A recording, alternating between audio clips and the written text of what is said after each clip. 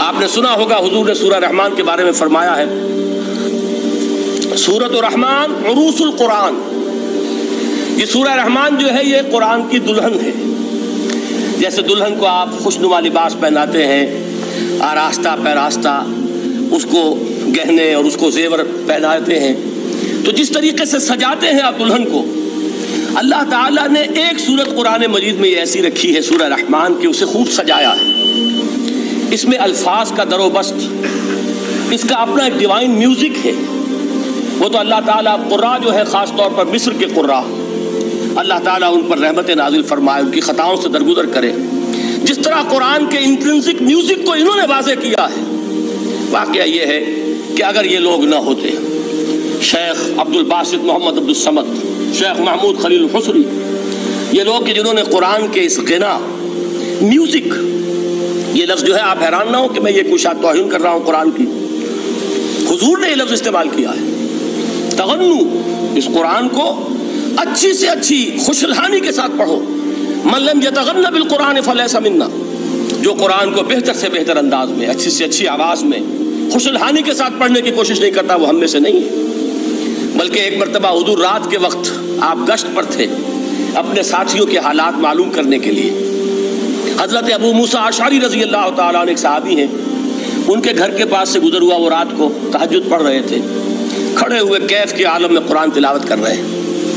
حضور کو بہت پسند آئی ان کی قرات، کافی دیر تک وہاں کھڑے سنتے رہے۔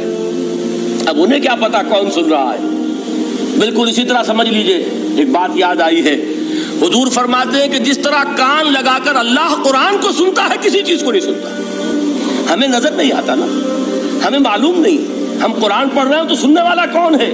سب سے زیادہ کان لگا کر خود اللہ۔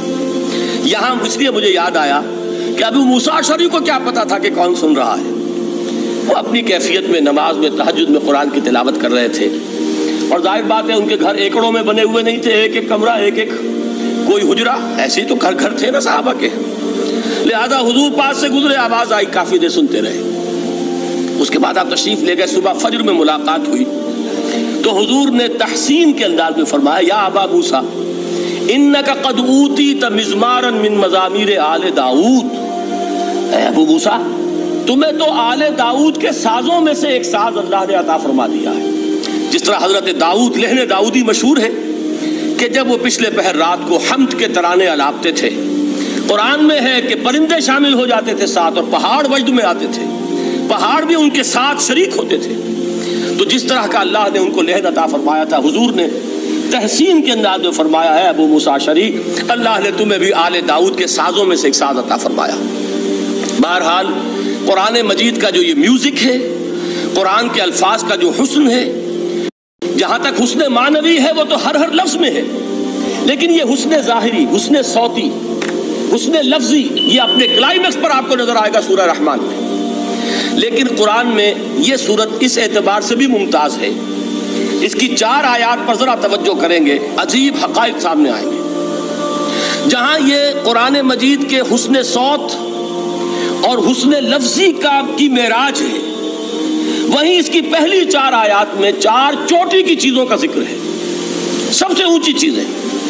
پہلی آیت کیا ہے؟ الرحمن، ایک آیت ہو گئی۔ رحمان کیا ہے؟ اللہ کا نام ہے۔ کبھی آپ نے غور کیا اللہ کے ناموں میں سب سے پیارا نام کون سا ہوگا؟ رحمان۔ کیوں؟ اس کا مادہ کیا ہے؟ رحمت۔ ہمیں سب سے بڑھ کر جس چیز کی ضرورت ہے وہ کیا ہے؟ رحمت خداوندی۔ نام اچھی طرح سن لیجئے اس حضور کی قول کو۔ حضور فرماتے ہیں کوئی شخص جنت میں مجرد اپنے عمل کی بنیاد پر داخل نہیں ہو سکے گا جب تک کہ رحمت خداوندی دستگیری نہ کرے۔